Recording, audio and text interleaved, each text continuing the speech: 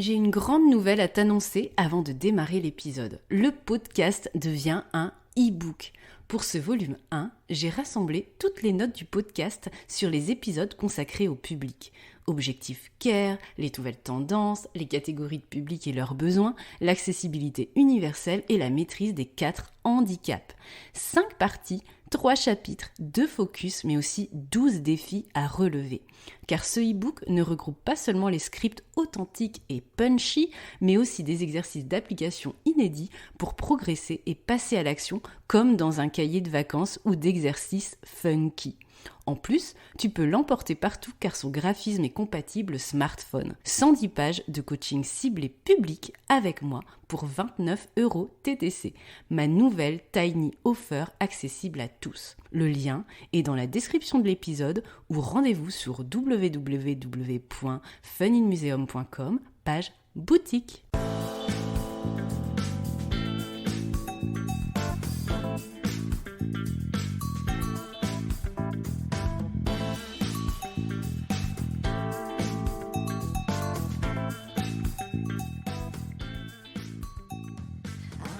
Bonjour à tous et bienvenue sur le podcast J'ai l'œil du tigre.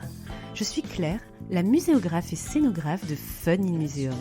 Mon métier, c'est d'aider les musées, les équipements touristiques et tous les professionnels du patrimoine à trouver des solutions pour booster, rendre waouh l'expérience de leurs visiteurs.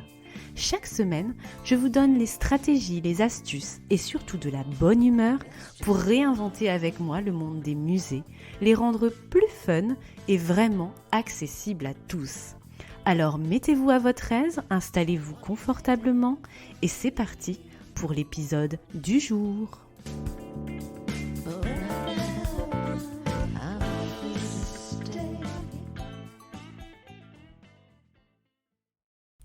Bonjour et bienvenue dans cette première foire aux questions du podcast J'ai l'œil du tigre. C'est un tout nouveau format que j'avais envie de tester avec vous cette année 2022. Le principe est simple, j'annonce un thème et vous êtes libre de me poser là où les questions que vous souhaitez en m'envoyant un mail ou un message privé sur Instagram. Et je vous réponds dans le cadre d'un épisode collaboratif avec sincérité et transparence, comme si nous discutions entre collègues du secteur en prenant un café. Je vais donc te tutoyer à partir de cet instant pour qu'on soit un peu plus entre nous comme dans les épisodes Ready to Shine. Pour cette fac numéro 1 FAQ, je vous ai proposé un thème en lien avec l'année du tigre 2022, le slogan Ready to Shine justement, qui nous a guidés depuis janvier et j'avais envie de clôturer les podcasts de l'année dans cet état d'esprit. Le thème de cette FAQ est donc aujourd'hui l'entrepreneuriat culturel, comme voie d'accomplissement et d'épanouissement, et je remercie toutes celles et ceux qui m'ont envoyé leurs questions auxquelles je vais répondre. Bien sûr, je ne m'estime pas experte de l'entrepreneuriat. Ces réponses sont les miennes, tirées de mon expérience de 7 ans à entreprendre dans la culture et j'espère pouvoir t'apporter les meilleurs conseils, ceux tirés de mes réussites mais aussi de mes échecs, c'est important de le rappeler, en apprenant ce deuxième métier qu'être entrepreneur en plus d'être muséographe, scénographe et formatrice finalement aujourd'hui. C'est vrai que dans la culture, on a tendance à se diriger assez naturellement vers les concours pour travailler, moins souvent vers l'entrepreneuriat. Donc si les concours te tentent, souviens-toi que 3 épisodes sur ce thème ont été enregistrés en 2022. Retrouve les liens en description de cet épisode. L'entrepreneuriat a été pour moi une bifurcation dans ma carrière de salarié, dans le public, puis dans le privé. Une voie que j'ai choisie car je voulais contribuer différemment au secteur. J'ai beaucoup tergiversé avant de me lancer. Tu te retrouves peut-être dans cette situation aussi. J'ai eu très peur, des peurs souvent assez irrationnelles quand j'y repense aujourd'hui a posteriori, liées finalement à mes propres pensées limitantes. Quelqu'un m'a posé la question suivante lors de la préparation de cette première FAQ. Est-ce que le secteur est saturé ? C'est ce que j'ai d'abord pensé moi aussi, notamment en écoutant toutes les personnes qui avaient un avis à donner à ma bifurcation entre le salariat et l'entrepreneuriat, sans forcément avoir une expérience dans l'entreprise, ni même dans la culture d'ailleurs. Non, je ne pense pas que le secteur de la culture côté entrepreneuriat soit plus saturé qu'ailleurs. Sinon, par exemple, je ne dirais pas, depuis mon lancement en 2016, non à certaines opportunités de projet, car tout ne peut pas rentrer dans mon agenda, et même certaines opportunités ne m'intéressent pas, car elles n'entrent pas dans mon projet entrepreneuriat et mon business model. Donc, vu de ma fenêtre, je ne pense pas que le secteur soit saturé, puisque sinon, je n'aurais pas, je pense, autant d'opportunités et trop d'opportunités par rapport à mon planning et par rapport à ce que je peux offrir aux maîtrises d'ouvrage. En revanche, on peut se baser sur des chiffres concrets. Moi, je sais que 30% seulement des entreprises sont créées par des femmes. Voilà, ça c'est un chiffre important. 41% sont des femmes pour des professions libérales, un petit peu plus. Au bout de 5 ans, 53% des entreprises libérales survivent. 36% des auto-entrepreneurs seulement survivent après 3 ans d'activité. Et on peut dire que les entreprises libérales sont jugées les plus stables par rapport aux personnes qui font les statistiques, notamment l'INSEE. Donc on n'a pas encore les chiffres vraiment Covid de l'entrepreneuriat avec sur échelle 3 ans, échelle 5 ans, mais si j'ai un conseil à te donner, c'est au lieu d'écouter un peu les a priori que tout le monde te dit, c'est de te fier justement aux chiffres de réussite, notamment dans l'entrepreneuriat de manière générale. À mon avis, ce qui fait qu'on réussit dans l'entrepreneuriat culturel ou tout court, ce n'est pas que le secteur soit saturé ou non, mais notre capacité à proposer quelque chose qui répond aux besoins d'une cible avec un positionnement qui a du sens et qui nous ressemble. Sinon, il n'y aurait qu'un seul restaurant ou qu'une seule boulangerie dans une ville, par exemple. Et donc, qu'un seul muséographe, qu'un seul scénographe ou qu'un seul formateur. On se fait souvent aussi une montagne pour oser se lancer dans l'entrepreneuriat, pour créer une activité.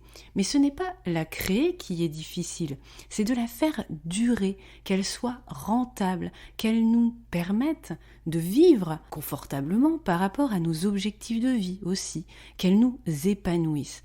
Alors, si tu as envie de monter ton entreprise dans le secteur culture, lance-toi, expérimente, monte ton propre projet et essaie de le faire fructifier. Tu as 36% de chances de passer le cap des 3 ans si c'est une auto-entreprise par exemple, si tu démarres sans grosses contraintes administratives. Alors bien sûr, tu peux te planter, tu peux monter ton entreprise et complètement te planter, mais tu peux aussi réussir. On ne s'attend pas à réussir et souvent, quand on monte une entreprise, on nous dit qu'on va se planter. Et moi aujourd'hui, je te dis tout simplement que tu peux aussi réussir ton entreprise dans le secteur culturel. L'une d'entre vous m'a posé la question suivante. Comment faire pour réussir dans l'entrepreneuriat culturel ? Alors déjà, tout dépend ce que signifie la réussite pour toi. Est-ce gagner 5 000 € par mois en faisant 50 heures par semaine ou tout simplement gagner ta vie pour vivre grâce à ton activité par rapport au train de vie qui est le tien ? Est-ce travailler X heures par semaine ? Est-ce choisir tes projets, choisir tes clients, être maître de ton planning, etc. Pose-toi cette question. C'est quoi pour toi réussir dans l'entrepreneuriat ? Et même si aujourd'hui tu es salarié, c'est quoi pour toi réussir ta carrière en tant que salarié ? Les conditions de travail, le salaire, l'épanouissement global, etc. Donc, premier conseil pour réussir dans l'entrepreneuriat, c'est de lister nos critères de réussite et nos objectifs concrets. Pouvoir en vivre, ok, mais c'est-à-dire combien je dois générer de chiffre d'affaires pour me payer autant avec les charges et les impôts déduits, pour pouvoir payer mes factures, mon loyer, etc. Inscris des données concrètes, des chiffres. En 7 ans d'entrepreneuriat, j'ai croisé beaucoup d'entrepreneurs qui ne maîtrisaient pas ces données, avec une vision très floue de leur chiffre d'affaires, mais surtout de leurs résultats. En gros, combien il reste à la fin quand on soustrait du chiffre d'affaires les dépenses, les charges, que reste-t-il pour toi ? pour te payer pour remplir ton frigo. Souvent on l'ignore, mais en France on laisse souvent un bon 50% de ce qu'on gagne en impôts et charges. Imaginez qu'on cut votre salaire brut en deux à un instant. Schlac. L'entrepreneuriat, c'est viser la rentabilité. C'est du business. C'est de la rentabilité. On ne fait pas du bénévolat. En mai dernier, lorsque j'ai choisi de fixer le e-book à 29 € TTC, beaucoup m'ont dit c'est trop cher. Entre parenthèses, pour moi, car ça reste un avis. Ce que je peux comprendre tout à fait. Sauf que divise ce montant par deux. Et c'est ce que moi, je récupère dans ma poche pour payer la plateforme de formation, le logiciel de facturation automatique, les modèles graphiques de mise en page achetée, me rembourser entre guillemets les jours travaillés que j'ai passés à créer cet e-book, etc. Si je facture moins, ce n'est pas du tout rentable et donc autant ne rien faire du tout. Certains m'ont dit que les e-books de telle institution publique étaient gratuits. Ok, mais moi je suis une entreprise, je ne suis pas subventionnée. Mon rôle est de générer de la valeur, notamment financière. Et ce n'est pas le côté noir de la force, Dark Vador, car 50% de cette valeur générée permet justement indirectement de financer le secteur culturel, et notamment ces e-books gratuits de telle institution, côté public avec les impôts et charges qui reviennent dans les caisses de l'État et des collectivités qui paient accessoirement peut-être ton salaire. Choisir l'entrepreneuriat, ce n'est pas choisir le chemin capitaliste du secteur pendant que le public trime avec des bas salaires. C'est une autre manière de contribuer au secteur et de travailler où la rentabilité reste au cœur, sinon vous mettez tout simplement la clé sous la porte. Deuxième conseil pour réussir dans l'entrepreneuriat culturel, outre fixer ses critères de réussite et viser la rentabilité par rapport à notre propre situation, pour moi, la qualité essentielle, c'est l'humilité. En 7 ans, j'ai croisé énormément de gens avec les dents qui rayent le parquet, qui préfèrent 100% de rien que 50% de quelque chose. Aujourd'hui, avec mon œil plus avisé d'entrepreneurs, je les repère et je les appelle les morses. Pour être un entrepreneur qui réussit, il faut rester humble, garder l'esprit d'un débutant, tester des choses et se planter et c'est ok. Écouter les conseils précieux des gens qui sont passés par là avant nous, y compris lorsque ces personnes ne sont pas de notre secteur. C'est d'ailleurs souvent les conseils les plus précieux avec un regard non pollué par notre secteur et son jargon. J'ai choisi le nom commercial Fanine Museum suite à un rendez-vous avec quelqu'un d'un tout autre secteur par exemple, car cette personne avait su dégager finalement mieux que moi l'essentiel de ce que je lui avais raconté de mon projet d'entreprise. Entoure-toi d'autres entrepreneurs de tout horizon pour avancer car ils ont les mêmes problématiques que toi. Se positionner, écrire son business plan, et c'est pas parce qu'on est dans la culture qu'il ne faut pas le faire, écris ton business plan s'il te plaît, faire un site internet, fixer ses tarifs, démarcher des clients, qu'on ouvre un salon de thé, une pâtisserie, qu'on veuille créer des bijoux, qu'on soit muséographe ou formatrice ou community manager en freelance, on a tous les mêmes problématiques. Celui qui a la tête comme un melon, avec une surconfiance, comme s'il savait tout sur tout, et qui se sent invincible, va se prendre un truc dans la tronche et généralement plantera son entreprise faute d'humilité. Et crois-moi, en 7 ans, des personnes qui se sont pris autour de moi des gros trucs dans la tronche pour des questions de manque d'humilité, eh bien j'en ai vu passer vraiment à la chaîne. Donc, tu l'as compris, pour réussir, entoure-toi et fais-toi accompagner par une asso, la CCI, etc., et par d'autres entrepreneurs. Devenir entrepreneur s'apprend comme un nouveau métier. Être bon en muséographie, en médiation, ou quel que soit le domaine culturel qui t'intéresse, n'est pas suffisant pour que ton entreprise fonctionne. Je suis désolée. C'est ton parcours d'entrepreneur qui détermine aussi ta réussite, quel que soit le secteur. Savoir te vendre, communiquer, générer comptablement ton activité, flairer les bonnes et les mauvaises personnes aussi, faire évoluer ton entreprise, car une entreprise qui stagne est une entreprise en train de mourir. Voilà, c'est toutes ces capacités-là qui feront ta réussite. Ton entreprise évolue avec toi. En mes mots, pour réussir donc dans l'entrepreneuriat culturel, c'est de devenir entrepreneur en restant humble, en fixant ses propres critères de réussite et en étant accompagné et à l'écoute des autres et de soi, car au cœur de cette entreprise, c'est ce que toi tu veux créer, ce que toi tu veux faire. Et ça évolue aussi avec le temps et c'est normal parce que tu changes, donc ton entreprise change aussi. Autre question posée. Comment se lancer quand on n'a pas les ressources financières ? Encore une fois, quelles sont les ressources financières dont tu as besoin exactement pour te lancer ? X mois de loyer, X euros pour acheter du matériel, etc. Dans nos métiers, nous lancer ne coûte pas grand-chose en fonction du statut que tu choisis. On n'a pas forcément de local commercial à louer, de grosses machines à acheter, etc.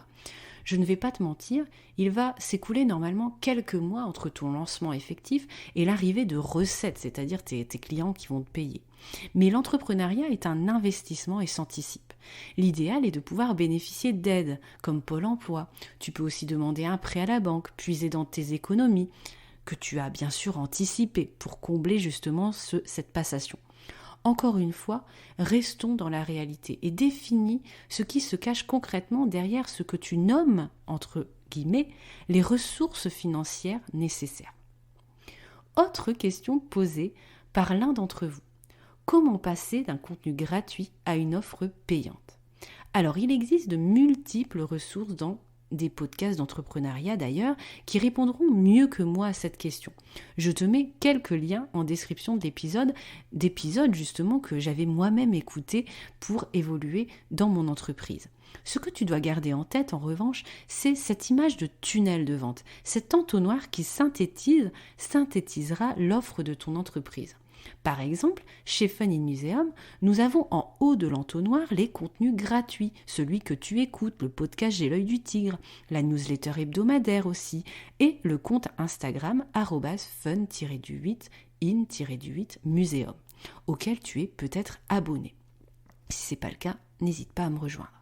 J'y livre des conseils gracieusement, dont la création de contenu est intégrée dans mon emploi du temps. C'est du démarchage indirect, si tu préfères. Ensuite, dans cet entonnoir de vente, j'ai décidé en juin 2021 de créer des petits produits, mes formations en ligne, mon e-book, etc. Il y a ensuite des formations en présentiel à un budget plus conséquent. Puis, en bas de l'entonnoir, nous avons le premium, les études de consulting sur mesure, où la valeur apportée est maximale.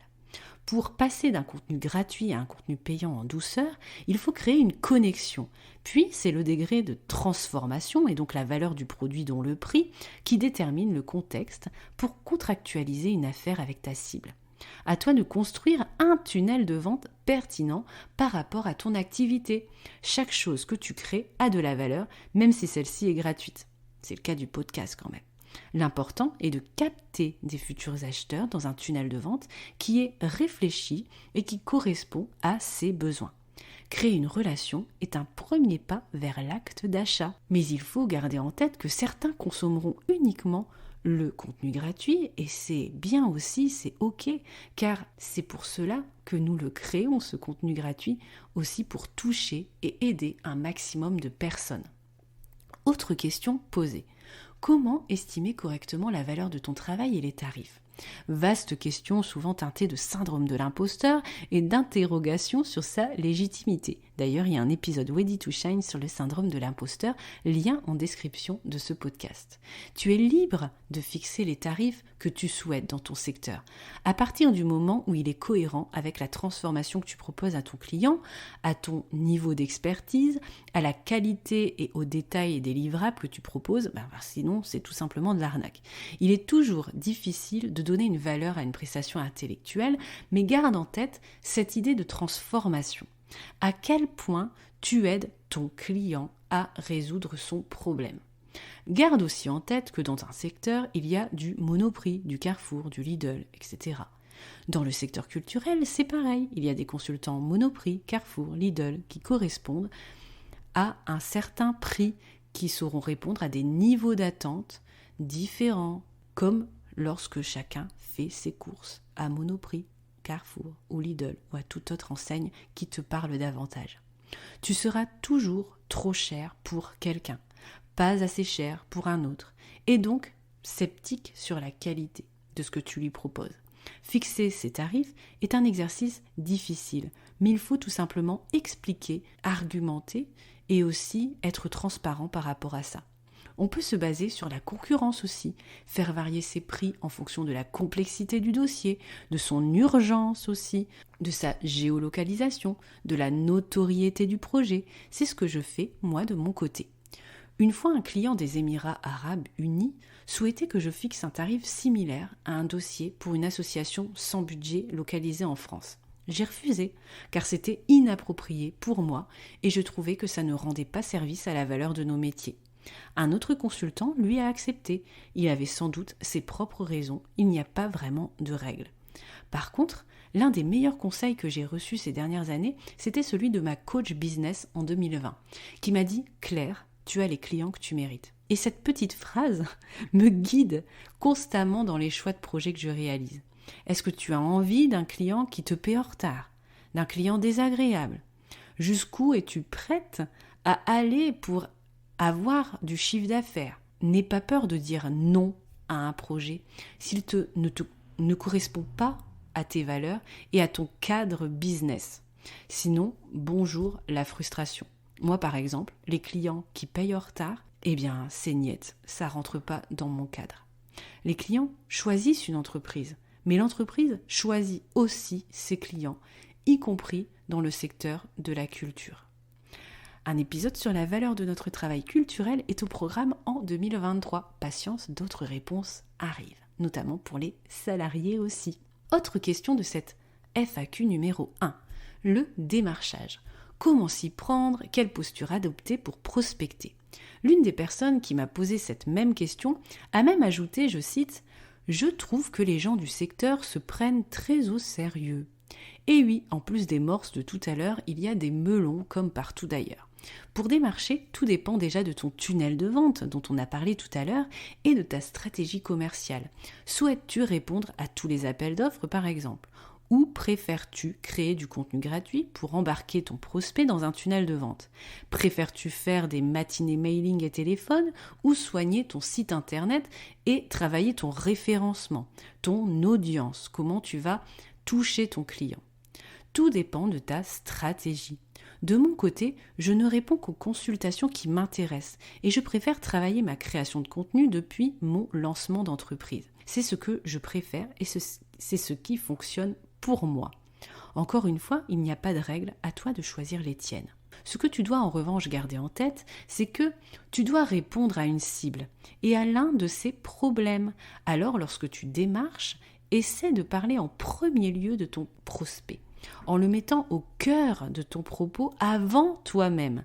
Tu pars de lui pour ensuite lui apporter des solutions avec ton accompagnement. Souvent, on fait l'erreur d'inverser les deux. On parle de soi, on raconte sa vie et parfois que de soi, puis du client éventuellement. Parce que des fois, il y a plein de mails de démarchage où on ne parle même pas du client. Personnellement, quand on me contacte sans même parler de mon entreprise et que je ressens qu'on ne la connaît même pas, je ne réponds même plus.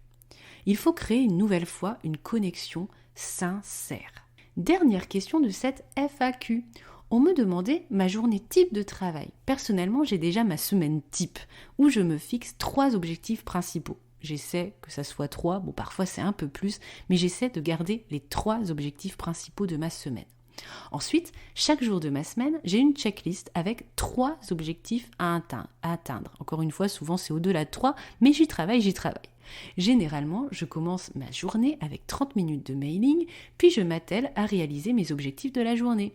30 minutes de mailing en début d'après-midi ou fin de journée en fonction de mes priorités.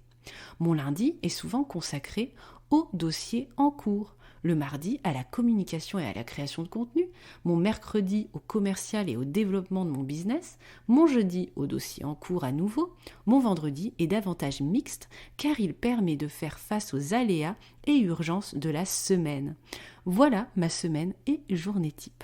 En 2023, certains aspects vont évoluer à la marge en lien avec le slow entrepreneuriat, le slowpreneuriat que j'expérimente depuis plusieurs mois, qui booste ma productivité tout en prenant soin de ma vie personnelle. C'est un équilibre que je recherche. J'aurai peut-être l'occasion de t'en reparler sur Instagram côté coulisses. Si ce sujet t'intéresse, va voir les stories régulièrement sur @fun-in-museum. Et voilà, la première FAQ du podcast J'ai l'œil du tigre s'achève. J'espère qu'elle t'aura été utile et que j'aurai répondu à tes questions et à tes doutes sur l'entrepreneuriat culturel. N'hésite pas à continuer à me poser des questions toute cette semaine et même après sur mon profil Instagram. La prochaine FAQ aura lieu en 2023 et je t'en ai parlé. Je t'ai expliqué le thème sur le dernier mot audio de la semaine dernière.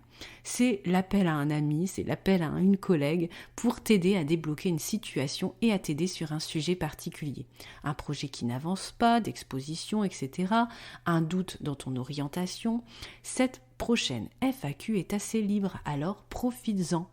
Je te dis à la semaine prochaine pour le dernier contenu podcast de 2022. Déjà, ça a passé très vite cette année avec un épisode de clôture de cette année Ready to Shine. Bonne matinée, après-midi, soirée, où que tu sois. À bientôt. Si tu as aimé ce que tu as entendu et que tu fais partie des 23% qui écoutent J'ai l'œil du tigre sur Apple Podcast ou une autre plateforme d'écoute qui te permet de me laisser un commentaire et des petites étoiles, 5 j'espère, eh bien je compte sur toi.